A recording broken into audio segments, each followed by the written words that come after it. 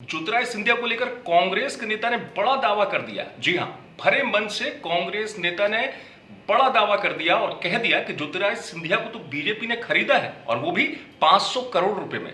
ये दावा करने वाले हैं कांग्रेस के युवा विधायक जयवर्धन सिंह, जिन्होंने गुना में मंच से जब माइक हाथ में पकड़ा और ये बात कह दी कि ज्योतिरादित्य सिंधिया जो है उनको खरीदने के लिए बीजेपी ने 500 करोड़ रुपए खर्च किए। मुझे अभी कालों ने बताया कि साहब मेरा बिल आया 70,000 रुपए का। एक हमारे बेरवास के हमारे परिवार के साथी ने मुझे बताया हमारा 7,000 वर्ग फुट का घर है, एक महीने का बिल आया है 6,000 रुपए का। अरे मेरे साथियों 10,000 दादा 96,000 तो बोली लग रही है।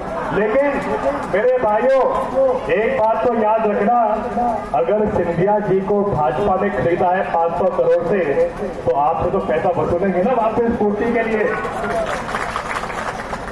ऐसी भ्रष्ट सरकार को हम सब मिलके इनका सूखा साफ करेंगे। सुना आपने, ज्योतिरादित्य सिंधिया सीधे निशाने पर जयवर्धन सिंह की बड़ी बात कह दी और ये भी कह दिया बिजली बिलों का हवाला देकर कि जो बड़े हुए बिल आ रहे हैं वो इसलिए आ रहे हैं कि ज्योतिरादित्य सिंधिया को खरीदने में जो पैसे खर्च हुए हैं इसकी वसूली सरकार कर रही है, इस तरीके से बड़े बिल के तौर पर। जयवर्धन सिंह के निशाने पर ज्योतिरादित्य सिंधिया एक बार फिर क्यों? इसको ऐसे समझिए आप कि ग्वालियर चंबल संभाग में ज्योतिरादित्य सिंधिया जब कांग्रेस छोड़कर बीजेपी में चले गए, उसके बाद जयवर्धन सिंह की सक्रियता बढ़ी एक विकल्प के तौर पर। खासतौर से इस इलाके में जयवर्धन सिंह सक्रिय भी नजर आते हैं तमाम पूरे अंचल में घूमते हुए।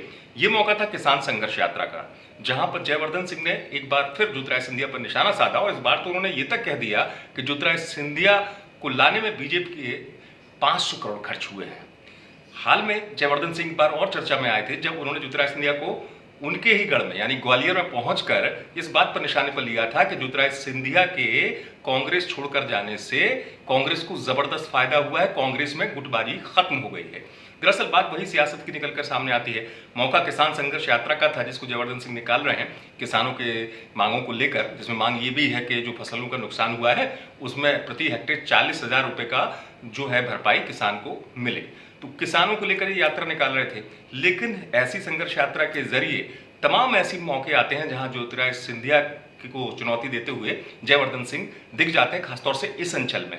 इसके सियासी मायने भी यही हैं कि इस पूरे अंचल में, खासतौर से जिसका मैं जिक्र आपसे कर रहा था, ग्वालियर चंबल संभाग में जयवर्धन सिंह की सक्रियता एक विकल्प के तौर पर देखी जा रही है कांग्रेस में, एक युवा चेहरे के तौर पर, खासतौर से इस इलाके में कांग्रेस को मजबूत करने के लिए।